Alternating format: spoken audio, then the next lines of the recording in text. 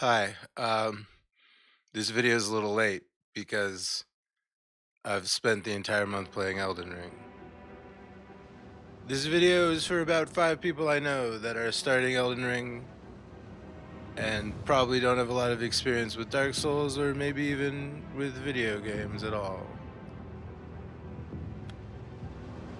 So, to anyone else stumbling upon this is absolute beginner information and frequently asked questions that I have been asked. Basically, if you know anything about the series or this game, so this will probably be pretty redundant. But if you know nothing, here we go. A question I get somewhat frequently, or is questions along the lines of, so this is a Dark Souls game? Is it part of the series? Why is it called Elden Ring then? What is Dark Souls? Dark Souls is a video game series with 3 games in it. Dark Souls 1, 2, and 3.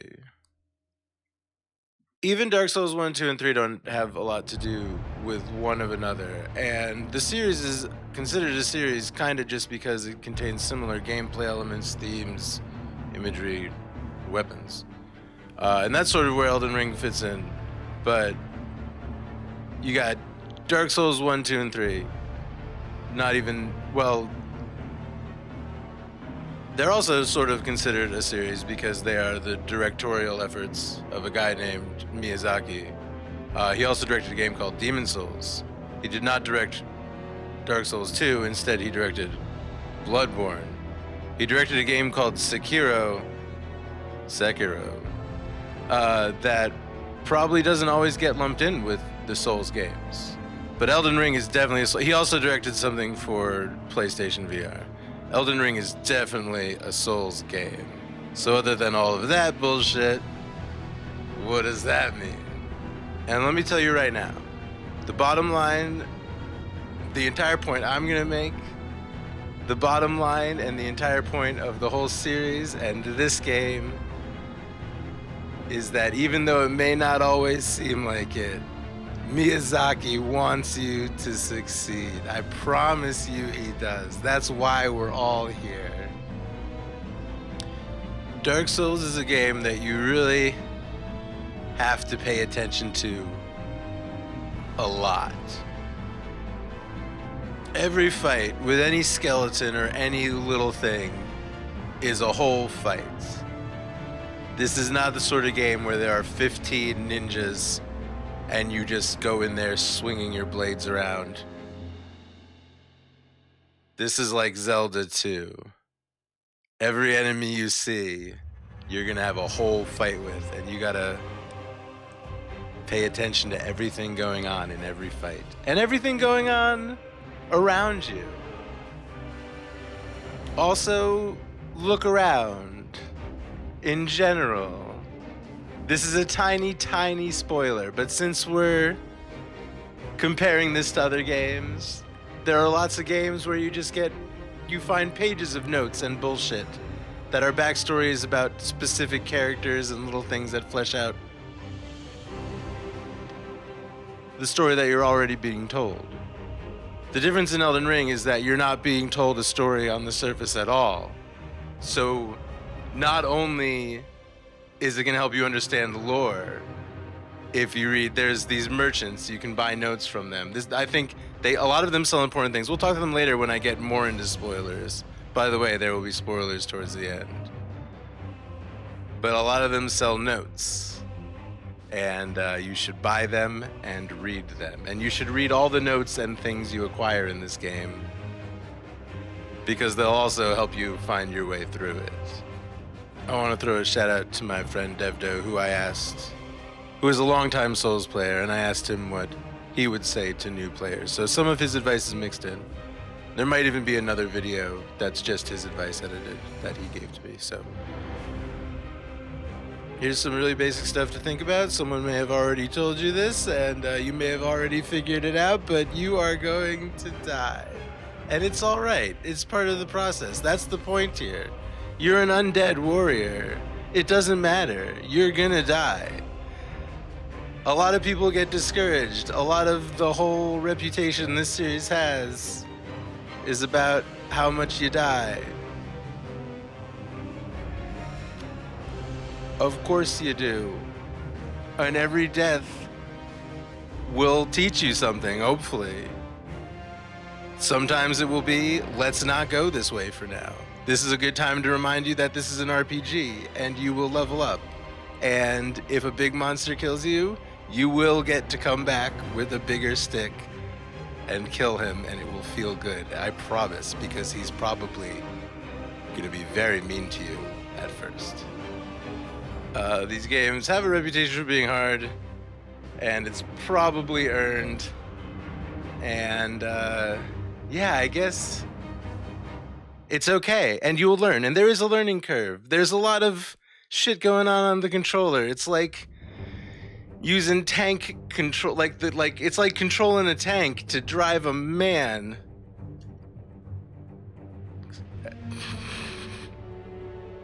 So while you're learning, here are some things to pay attention to. I like to tell new players to keep their shield up. You can put a shield in your left hand. You can hold L1 to keep it up and protect yourself from incoming hits. A good way to approach combat. And we'll talk about strength versus spells or whatever. Maybe a little bit. Maybe not. I don't know. Keep your goddamn shield up. If you're going into melee combat, keep it up. Maybe let them hit you once, and then stab them when they recoil. It's not always going to be like that. You can get more aggressive later on. I'm telling you a good way to start learning. Be defensive. Keep your goddamn shield up. You'll notice that you lose your souls when you die. They're runes. You drop your runes, and they grow into a little golden tree. So you want to go back and get those runes, obviously. That's a main mechanic of the game, is getting back to where you died. That's what makes people mad. This is what makes people mad in these games. I'll tell you what. All right. A lot of those things I said are very basic and core things about Souls games. Something very close to the core of Souls games is this. This is when people get mad. You might hear people refer to it as a 2-death system. You get 1 death, you die, you go back to your spawn point. In this game, they are called Lost Graces. Your goal now is to get from your spawn point to where you dropped your runes, the little golden tree that has sprouted. So you need to get them back. That's your primary objective. It's a 2-death system, because if you die a second time before you get them back, they're gone. And you are very mad. Throw the controller at the wall. Go yell at your mom. I've never done that because of Dark Souls. So your objective is to get those souls back. They're runes. You get your runes, and then you gotta spend them. That's what it is. That's the second thing. The first thing is keep your shield up, and the second thing is use them or lose them. Spend those souls. This is an RPG, so all of the really hard things that I'm trying to kind of gloss over, one way to make them easier is to just level up. In fact, you will very quickly out-level all of the things that are killing you early in the game and get to come back and take your filthy revenge. It'll be so great, you'll love it, especially if you get as invested as the game makes you be, because you have to pay attention to it, because it's killing you in so many different ways. It's great. If any one of you have not started the game and is kind of on the fence, I hope I'm doing a good job convincing you. I don't work for, obviously. I'm not being paid.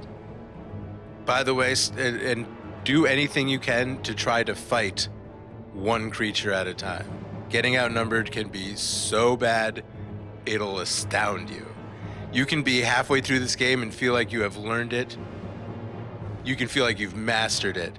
And all of a sudden, you'll think you're fighting one skeleton and another one will come up behind you and you are chopped to bits. Fighting 2 enemies in this game is like fighting 4 enemies.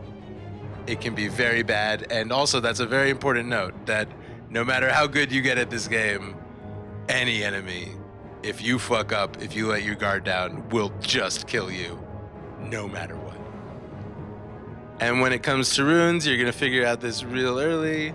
Let's just say we're heading into slight spoilers right now, and I'll warn you again when we're heading into more actual storyline spoilers or anything that I think is beyond absolute basics.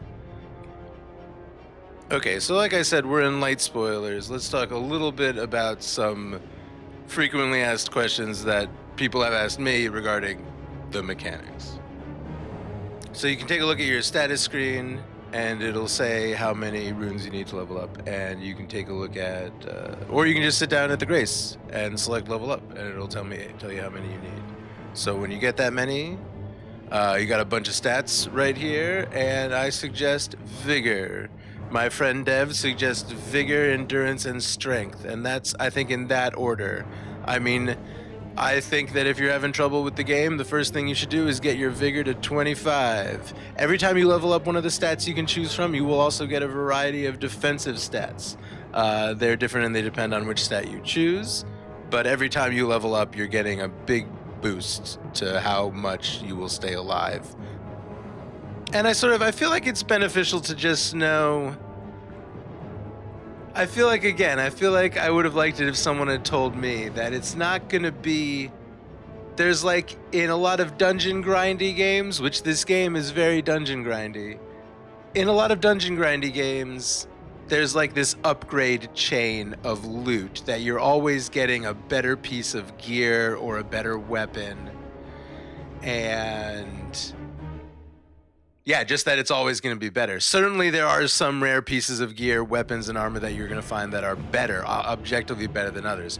But you can see right here that gear has tons of stats on it, and so some are going to be lower, some are going to be higher, and it's going to look different. So a lot of your gear is really going to be based on personal preference. It's going to be based on what stats and what defenses you decide you need.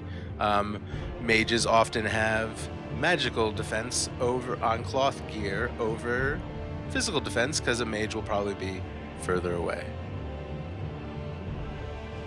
It very, very much comes down to preference, and even a lot of the times in these games, there will be the weapon I begin the game with, I will probably use 75% of the game, and then I will start looking at other weapons I picked up along the way, because you may not have realized this, and again, we're in slight spoilers here, so fine. You can spend resources to upgrade your weapon as you're going along, so your weapon is also leveling up, so there's an incentive to keep using one weapon. And weapons and armor, really the bottom line of everything I've said about weapons and armor here is that most of it comes down to preference. It's not going to be super common that you find a piece that's just objectively better than another piece, especially because weight is also a factor. And you know what? I don't even have this in my notes, but you got weight. You want your gear to probably be at least medium weight. If it's heavyweight, you're going to roll like this, and you don't like that. So whenever you're adjusting your equipment, you can see your weight going up and down.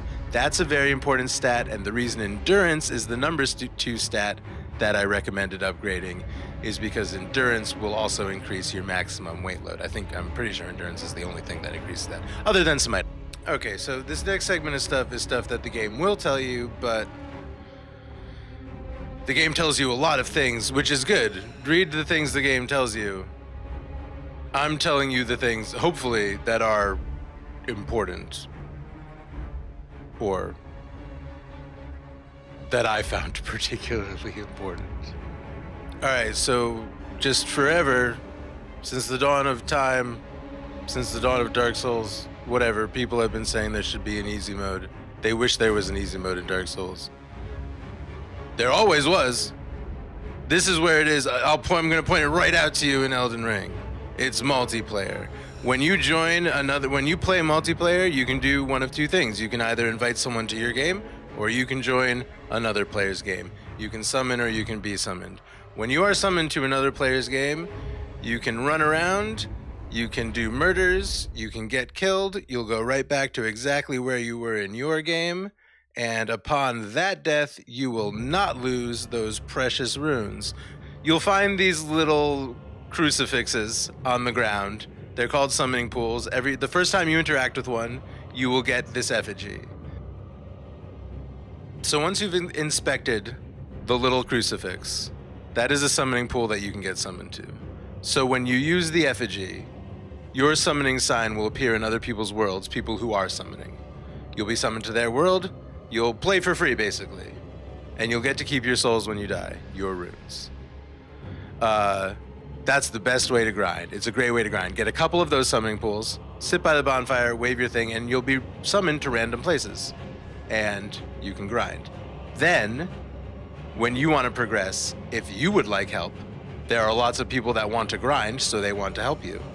You use the Fur Calling Finger Remedy near either a summoning pool or a bonfire, a lost grace, and you will be able to see summoning signs. You summon them, they help you progress once you have leveled up enough from helping them. And it's a loop, and you can really fall into it and have a lot of fun just dicking around with random internet players. That's how I recommend doing it. It's a great way to get your character stronger and to level up, and that's the first part of easy mode. The second part of easy mode falls into spoilers, so if you want to go in, so obviously there were minor spoilers like I said, but that was the after this, so go. So if that's what you want to start the game with, that knowledge, that's enough. That's absolute beginners. There's a few more things I'm going to mention about the map and about one event that happens that is another, which you might. All right, so let's call this full spoiler territory. This first one is still very minor, but I did feel like, because I already mentioned buying something, well, I mentioned buying notes, but you'll see these merchants. This first one sells a crafting kit. That's actually, yeah, it's here because there are a few very important items that you can miss. The crafting kit is important mainly because I mentioned that Fur Calling Finger Remedy. You'll get a few of those just from playing in multiplayer and helping in other people's worlds. But if you want to have a lot of them to summon people to help you all the time, super duper easy mode, once you have this crafting kit, you can run around and get these golden flowers that are just everywhere. It only uses 2 of them to craft the finger calling remedy, so stick it right on your quick menu and use it whenever you want, just like you can use right here. I've got equipped the effigy to join multiplayer, and the finger knife to leave multiplayer. And on the left right there, if you don't know what that item is, I think you will really like it when you find out. Okay, so the other form of easy mode, which is a little bit of there's an event, and I'm pretty sure it has happened to me, I think, every time. I've not done the science. I don't have the numbers in front of me. I think the first time, I kind of suspect that the first time you teleport back to the Church of Ella, it will be nighttime. It seems like that way to me. I've seen it happen to so many people. That might not be the case, but when you go here at nighttime, it seems to happen. This seems to happen. So this is, again, nothing in this video is a spoiler, really. You go back here and Rena the Witch is chilling, and she's going to give you this bell, and the bell will summon, well, first of all, you equip these ashes here that she also gives you. The bell just gives you the ability to summon ashes. You're going to collect a lot of these ashes. They can be leveled up. They all do different things, and it's a summon that will help you fight. It will distract the boss so you can stab him in the ass. There's a lot of stuff you can do in this game to make it easier, and yeah, going through the shit to help to level up all of your ashes is, I mean, that's a little bit down the line, but it's a good thing to do. There's an important item right here in a little underground thing. Go down the stairs, and there's an important item. There's a really important item right here. I hope you figure out what to do with them, and I hope you love it.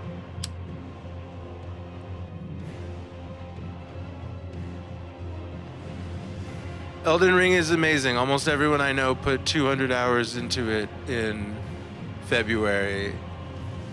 It's beautiful, and I'm making this. If you received an email or a text message from me saying, please watch this video, it's because you've mentioned to me that you might play Elden Ring. I made this video for you and like 4 other people. and I hope that everything is going well.